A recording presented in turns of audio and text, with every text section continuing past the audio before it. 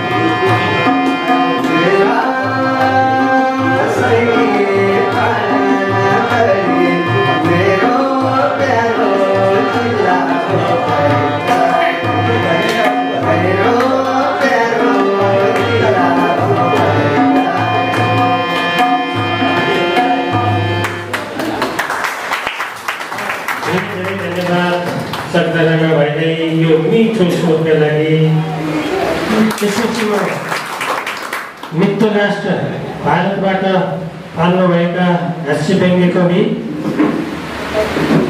आप कौशाम्बी भारत से पधारे हैं। आप हास्य व्यङ्ग्य के कवि हैं। आपका हार्दिक स्वागत है। यसपछि तयको अवस्थामा बसिदिनुका लागि म दुर्गा हमारजीलाई अनुरोध गर्दछु। सीधे सीधे 4 पंक्तियां आप सुनिएगा बुद्ध जी के चरणों कि यूं न जीवन का युद्ध हो जाओ, यूं न जीवन का युद्ध हो जाओ, मन से सारे शुद्ध हो जाओ और एक कौशाम्बी सा दिल मेरा, एक कौशाम्बी सा दिल मेरा, इसमें तप करके बुद्ध हो जाओ। बहुत शुक्रिया। अब मैं समझ गया कि आप लोग तालियां बजा लेंगे। जहां जहां मैंने कहा है मैं हिंट दिया हूं उस हिसाब से। बस एक मुक्तक और रखता हूं और एक ये मुक्तक ऐसा है सर, आप लोगों के दिल तक छू जाएगा अगर आप लोग मेरे साथ सुनेंगे, मेरा साथ देंगे तो।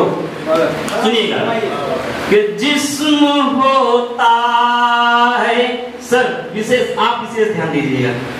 जिस्म होता है जान नहीं होती, जिंदगी खुशनुमा नहीं होती, जिंदगी खुशनुमा नहीं होती। और कैसे कटता है बचपना पूछो, कैसे कटता है बचपना पूछो, जिनके बचपन से मां नहीं, जिनके बचपन से मां नहीं होती। अब मैं आपको हास्य की तरफ ले चलता हूँ।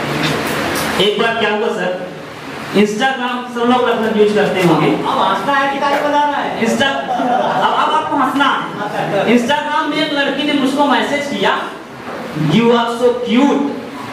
मैं रात में उठा, मैंने शीशा देखा, मैंने मुंह धुला, फिर शीशा देखा, फिर मैंने क्रीम लगाई, फिर शीशा देखा, तब जाके मुझको यकीन हुआ ये पक्का रिचार्ज कराने के चक्कर में है। आदमी को हैंडसम बोल रही है। चार पंक्ति आप फिर से सुनना। मेरी महबूबा के लिए मैंने लिखा, क्या लिखा कि जैसे कश्ती के सब किनारे हैं। एक आशिक के दिल की आवाज जब निकलती है तो कैसे निकलती है कि जैसे कश्ती के सब किनारे हैं, एक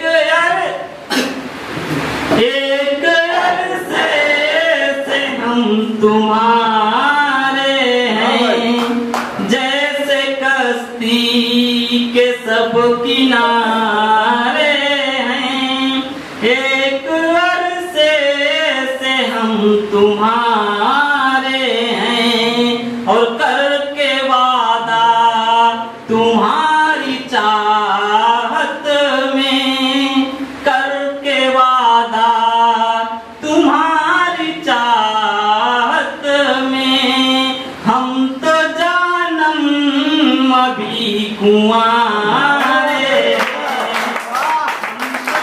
जानम। ये मेरा दोस्त अमित शर्मा बैठा मेरे साथ प्रयागराज से आया है। रास्ते मुझसे कह रहा था, साहिल भाई आप बहुत आज हैंडसम लग रहे हो। मैंने कहा भाई नहाया करो, तुम भी हैंडसम लगोगे। और चार पंक्ति और सुनना, मैंने अपनी गर्लफ्रेंड के लिए क्या कहा। आप लोग अगर नंबर लेना चाहते होंगे किसी लड़की का तो नहीं ले पाते होंगे, मैंने एक ट्रिक निकाली नंबर लेने की। कैसे कि कोई छोटी बयार हो जाए, ये मुक्तक में सुना देता हूँ, तो नंबर दिए बिना जाती नहीं। कोई छोटी बयार हो जाए, किसी को मुझसे प्यार हो जाए, और जो भी नंबर मुझे नहीं देती, जो भी नंबर मुझे नहीं देती, उन पे भूतिन सवार हो जाए, उन पे भूतिन। एक बार क्या हुआ, मेरे घर में रिश्ता देखने की बात चल रही थी। ऐसा हुआ कि बोले साहिल चले जाओ रिश्ता देख और लड़की। मैं लड़की घर में गया सर, बैठा दिया गया मुझको सामने। मैं 5 मिनट तक लड़की को देखता रहा, लड़की मुझको देखती रही। फिर उसने हिम्मत करके मुझसे कहा, भैया आप कितने भाई बहन हो? मैंने कहा अभी तक 4 थे, आज से 5 हो। और सुनिएगा सर, एक मुक्तक सुनिएगा कि मुझको वो चाउमीन से मैगी बना गई, मुझको वो चाउमीन से मैगी बना गई। मैं सोचता था मुझको वो डैडी बना गई, मुझको वो चाउमीन से मैगी बना गई। मैं सोचता था मुझको वो डैडी बना गई। और बिन रोज के मैंने उसे प्रपोज जो किया, बिन रोज के मैंने उसे प्रपोज जो किया, दिल तोड़ के मेरा मुझे कैदी बना गई, दिल तोड़ के मेरा मुझे कैदी बना गई। और सुने कि ब्रेड छोड़ करके पूरा आमलेट खा गई। ब्रेड छोड़ करके पूरा आमलेट खा गई, कागज को छोड़ करके वो फिर प्लेट खा गई, कागज को छोड़ करके वो प्लेट खा गई, और साहिल तो दे रहा था लॉलीपॉप, हाँ मगर हाथों से छीन कर वो चॉकलेट खा गई। हाथों से छीन कर वो। एक बार कवि सम्मेलन से हम लोग लौट रहे थे, प्रयागराज से आगे तक बनारस गए सर, अमित शर्मा, आलोक भाई थे, हम लोग 5-6 लोग थे। एक लेडीज थी कवित्री, सारे लोग लौट रहे थे। बदोही के पास हमको चोरों की एक टीम मिल गई, हमको रुका लिया गया, कहा रुको रुको कहाँ से आ रहे हो? हमने कहा सर कवि लोग हैं, कवि सम्मेलन से आए हैं, क्या मिला, जितना माल मिला लाओ। ऐसे हमने निकाला, सर ये यही है जो 4-5 हजार यही पेमेंट मिली, दे दीजिए। हमने दे दिया। अच्छा क्या नाम तुम्हारा? मैंने सर मैं साहिल दर्पण जो कुछ है आपको समर्पण करता हूँ, अब इसके बाद मेरे पास नहीं है। अच्छा चलो साइड हटो। दूसरे के पास गए, आलोक भाई के पास गए, आपका क्या नाम? सर मेरा आशुतोष त्रिपाठी नाम है, आलोक कहते हैं, ये मुझको भी 2000 मिला था, आप ले लीजिए। अच्छा कवित्री जी के पास गए, आपका क्या नाम है मैडम? कवित्री जी ने कहा सर मेरा नाम तो सुनीता है, मगर मैं बड़ी समस्या में हूँ। डाकू फिर रोने लगा उतने में, कहा सुनीता तो मेरी बहन का नाम है, चलो जाओ आपको नहीं लूटेंगे, चलो साइड हटो। अगला नंबर अमित शर्मा का। अमित शर्मा? हाँ इनका नाम अमित शर्मा है। कहा सर हमारा नाम भले अमित शर्मा है, मगर घर वालों से हमका प्यार से सुनीता ही कहा था। और 2 मिनट तक और आखिरी सुन लीजिएगा, बिल्कुल नए नए हैं, उसके बाद फिर मैं अपने स्थान पे चला जाऊंगा। सुनिएगा, और ये एकदम टोन आप लोगों को बड़ा यूनिक लगेगा, मजा लीजिएगा बस। कि मन को बांटे जन जन के, ऐसे धर्म से खतरा है। इस समय भारत देश को खतरा किससे है सर? अभी आप लोगों ने न्यूज में देखा होगा, बहुत बड़ा बड़ा मैटर हो रहा है हमारे इंडिया में। कहीं कोई ड्रम में मिल रहा है, कहीं कोई हनीमून में जा रहा था, तो इस तरीके। तो मैंने वहां से कविताएं बनाई, मुक्तक बनाए, आप लोग सुनिएगा। कि मन को बांटे जन जन के, ऐसे धर्म से खतरा है। हमें मोहब्बत और उसके भरम से खतरा है। हमें मोहब्बत और उसके भरम से खतरा है।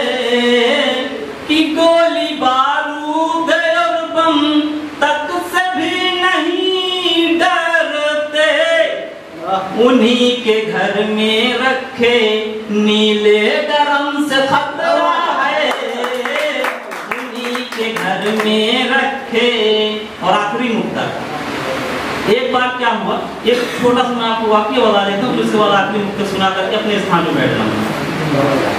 मैं ऐसे ही रास्ते से जा रहा था, मैं एकदम सीधा साधा आपको देखने के लिए लग रहा हूँ, एकदम सीधा साधा, मैं किसी से कुछ नहीं बोलता, बाइक लेके जा रहा था।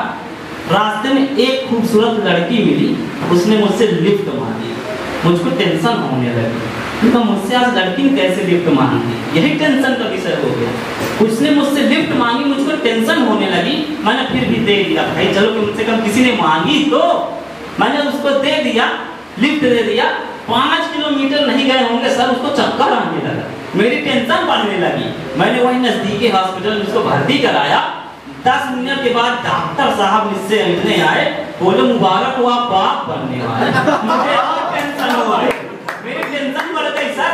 मैंने कहा नहीं नहीं, इस बच्चे का बाप मैं नहीं हूँ। तभी वो लड़की आई, बोली यही है, तब तो और टेंशन हो गई। मैंने कहा सर इस बच्ची का बाप मैं नहीं हूँ, लड़की आई बोली यही है, और टेंशन हो गई। मेरा सर मेडिकल चेकअप हुआ, रिपोर्ट सामने आई, मैं तो कभी बाप ही नहीं बन सकता। लेकिन टेंशन सर खत्म नहीं हुई। मुझे अचानक ख्याल आया कि घर में मेरे 2 बच्चे हैं, और टेंशन हो गया। आखिरी मुक्तक सुनिएगा सर, मैं अपने स्थान पर बैठ जाऊं। कि मुझे न तेल और ना, मुझे किस चीज से डर है? मैंने तो देश को बता दिया कि खतरा किस चीज से, नीले ड्रम से है। मुझे भी डर है किसी चीज से। किससे डर है सर? सुने विशेष रूप से। कि मुझे न तेल और ना नून का है डर यारों। और जब से मैं नेपाल की धरती पे आया हूँ सर, आप लोग जितने लोग मेरे साथ थे आप लोग समझ ही रहे होंगे कि मैं कैसा था रास्ते भर में। और रास्ते में मुझे ऐसा लगा कि ये जून का महीना नहीं चल रहा, हमारे यहाँ तो दिसंबर है। तब मैंने ये मुक्तक कहा कि मुझे न तेल और ना नून का है डर यारों, ना ही इस गर्मी में जून का है डर यारों, ना ही इस गर्मी में जून का है डर यारों, कि हमारी शादी से हम दोनों में रज़ामंदी, मुझे तो बाद में हनीमून का है डर यारों, मुझे तो बाद में। बहुत बहुत शुक्रिया। बहुत बहुत धन्यवाद कवि शाहिद दर्पण जी।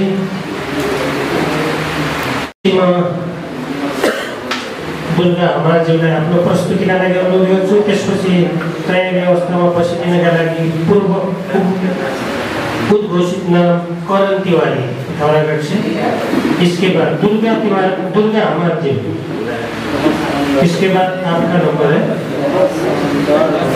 अस्वीकार छ, शिक्षक छ, सानो कविता छ। मेघले जस्तै उभो उक्लिएर, मेघले जस्तै उभो उक्लिएर पत्रै पत्रका पहाड नाङ्न सक्ने भए, म कालो मेघले झैँ चिसो आँसु तिम्रो काखमा कति कति पोखिसक्ने थिए। बादलले झैँ आफ्नो झोला बोक्न सक्ने भए, कति कति पीर मर्का बोकी बोकी इन्द्रको आँगनमा फिजाउन म आइपुग्ने थिएँ, म आइपुग्ने थिएँ। न म बादल न म बतास, न म बादल न म बतास, म एक निर्बोध मानिस। त्यसैले मेरो उल्लासित मनमा तिम्रो खातिर नमासिने गरी दबिएको माया छ, जो समुद्र जति गहिरो पहाड जतिकै समेत।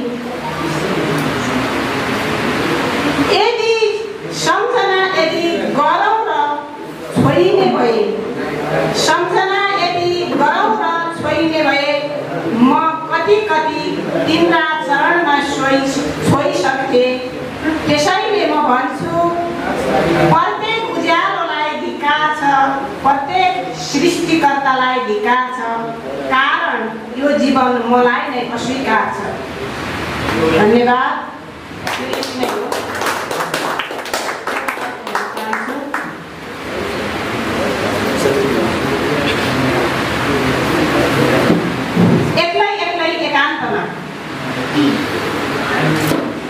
एक्लै एकान्तमा अन्तर्ध्यान हुन्छु भनेर हिँडेको म घरबाट र पुगे त्यस एकान्तमा एक्लै। म चाहन्थे सन्नाटाको मुस्लोले वर्षौँदेखि जमेर रहेको पीडाको काई मस्काउँ। मुटुबाट वेदनाका ताला धोऊ, आँखाबाट छटपटी निकालेर फालौँ, छटपटी निकालेर फालौँ।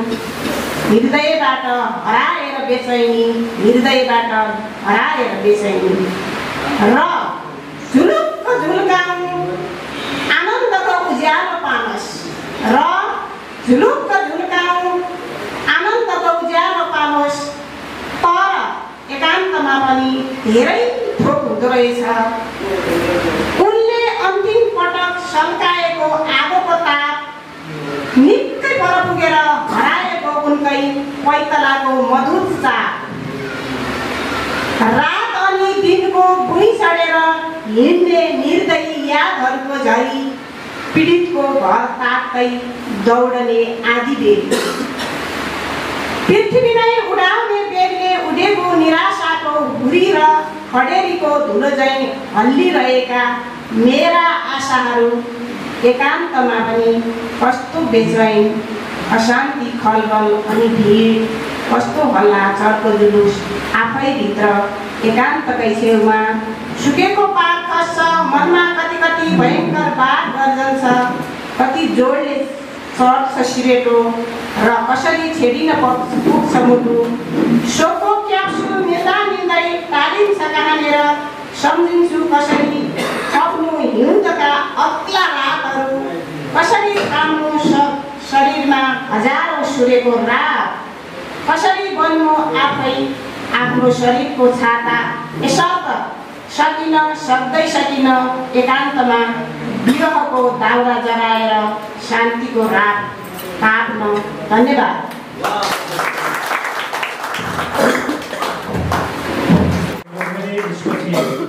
तिवारी छिटो म यहाँ आमन्त्रित करता हूँ। त्यसपछि तय व्यवस्थामा बस्नुका लागि म कवि जगदीश ओझाज्यूलाई अनुरोध गर्दछु। शुरू करता हूँ। हिमालय की छाया में 2 दिनों की बात, भारत नेपाल की रिश्तों की मधुर सौगात। हिमालय की छाया में 2 दिनों की बात, भारत नेपाल की रिश्तों की मधुर सौगात। सरहदें हैं पर दीवार नहीं, सरहदें हैं पर दीवार नहीं, हम भाषाएं बांटते हैं पर दिल नहीं। हम भाषाएं बांटते हैं पर दिल नहीं। हिमालय की छाया में 2 दिनों की बात, भारत नेपाल के रिश्तों की मधुर सौगात। गंगा गंडकी की धाराओं में, गंगा गंडकी की धाराओं में एक ईश्वर गूंजता है वर्षों से। मंदिरों की घंटियों में राग, जन जन में श्रद्धा का अनुराग। मंदिरों की घंटियों में राग, जन जन की श्रद्धा का अनुराग। राम की जन्मभूमि अयोध्या, राम की जन्मभूमि अयोध्या। सीता जनकपुर की लाडली, सीता जनकपुर की लाडली। जब मिलते हैं फिर से मेले में, जब मिलते हैं फिर से मेले में, बजती है बांसुरी राधा कृष्ण की, बजती है बांसुरी राधा कृष्ण की। शेरों के साहस से भरे, शेरों के साहस से भरे। गोरखा हो या राजपूत भी, क्योंकि गोरखाओं की भूमि भी नेपाल को कहा जाता है, तो उसके लिए लाइन लिखी है। गोरखा हो या राजपूत वीर, शौर्य और संस्कृति के संगम हैं। हम एक इतिहास के ध्वजाधीर हैं। हिमालय की छाया में 2 दिनों की बात, भारत नेपाल के रिश्तों की मधुर सौगात। धरोहरों के प्रहरी हैं हम, धरोहरों के प्रहरी हैं हम। विश्व शांति का संदेश है साथ, विश्व शांति का संदेश है साथ। कभी पर्वों में, कभी संघर्षों में, कभी पर्वों में, कभी संघर्षों में हमने थामा है एक दूसरे का साथ, हमने थामा है एक दूसरे का साथ। नेपाल के पर्वतों में भी भारत की बात, और भारत के गांव में गूंजती है नेपाल की मात। रक्त का नहीं, रक्त का नहीं, रगों का रिश्ता है। रक्त का नहीं, रगों का रिश्ता है। ये 2 देशों का नहीं, 2 आत्माओं का जुड़ाव है। ये 2 देशों का नहीं, 2 आत्माओं का जुड़ाव है। हिमालय की छाया में 2 दिनों की बात, भारत नेपाल के रिश्तों की मधुर सौगात। तो आओ शब्दों की इस सेतु पर, तो आओ शब्दों की इस सेतु पर हम फिर से मिलन गीत गाएं। जहां भारत और नेपाल मिले, वहां केवल प्रेम की बंसी बजाएं। जहां भारत और नेपाल मिले, वहां प्रेम की बंसी बजाएं। बहुत बहुत धन्यवाद। केवल एक अपने मैं एक आग्रह चाहता हूँ कि हमारे जो गुरुवर हैं, क्योंकि लगातार मैं उनका सम्मान करता हूँ और जहाँ भी जिस मंच पे जाता हूँ उनकी रचना मैं अवश्य सुनाता हूँ, आदरणीय महेश चंद्र पुनेठा सर की। तो मैं आज्ञा चाहता हूँ, केवल छोटी सी वह रचना है उनकी, जिसका शीर्षक है जीवन में किताब, जीवन में किताब। तो ले चलते आगे। कुछ लोग जीवन भर, कुछ लोग जीवन भर कुछ किताबों को इतना बांटते हैं, कुछ किताबों को इतना बांटते हैं कि उनमें लिखे कुछ जिंदा शब्दों का भी दम निकल जाता है। ये शब्द महोदय बहुत बड़े भारी हैं, इनको दिल से समझिएगा। कुछ लोग जीवन भर कुछ किताबों को इतना बांटते हैं, इतना बांधते हैं कि उनमें लिखे कुछ जिंदा शब्दों का दम निकल जाता है। कुछ और लोग हैं जो इन कुछ किताबों को इतना पढ़ते हैं, कुछ और लोग हैं जो कुछ किताबों को इतना पढ़ते हैं कि उनमें से लिखे शब्द उनके भीतर इस तरह घुस जाते हैं कि वे खुद मर जाते हैं, कुछ लोग और भी हैं साहब, किताबों को ऐसे पढ़ते हैं जैसे किसान अपने बीजों को बोने से पहले, खेतों में बोने से पहले भिगो लेते हैं पानी में, उन्हीं डालते हैं खेतों में जो बैठ जाते हैं पानी के तले में, खिला देते हैं तैरने वालों को जानवरों को, उनके जीवन में किताबें फसलों की तरह लहराती है, इसी के साथ मैं अपनी वाणी को विराम देता हूँ। बहुत बहुत धन्यवाद। त्यसपछि म जगदीश ओझाज्यूलाई हार्दिक धन्यवाद। हार्दिक अभिवादन सबैलाई। छोटो गद्य कविता छ, म धेरै समय लिँदैन। परिभाषामा जीवन खोज्दा, परिभाषा के जीवनको? सबैको आफ्नो जीवन, जसले जे देख्छ त्यही जीवन, कर्कलाको पानी जीवन या आकाशको जुन जीवन, त्यही जे भोग्छ त्यही नर्कको किरा या स्वर्गको देवता, जे सोच्छ त्यही, 2 दिनको जिन्दगानी या सुन्दर उद्यानको वटवृक्ष, स्वार्थीको आफ्नै मात्र जीवन, तर यहाँ त व्हेलको पनि जीवन छ, अमिबाको पनि जीवन छ। जीवन बिनाको संसार हुन्न, तर मान्छे जीवनमा संसार खोज्दैन, संसारमा जीवन चाहन्छन्। जीवन त पहाडमा पनि रहेछ, मैदानमा पनि रहेछ, मेरो पनि रहेछ, उनको पनि रहेछ। कसैको मृत्युपछि पनि जिउँदो रहने जीवन, कसैको जिउँदै मरिरहने जीवन। खै आफ्नो छानी हेर्नुहोस्, फूल चाहिँ फक्रेको छ कि जीवन, खड्केको छ कि जीवन, अड्केको प्राण मात्रै छ जीवन, धन्यवाद।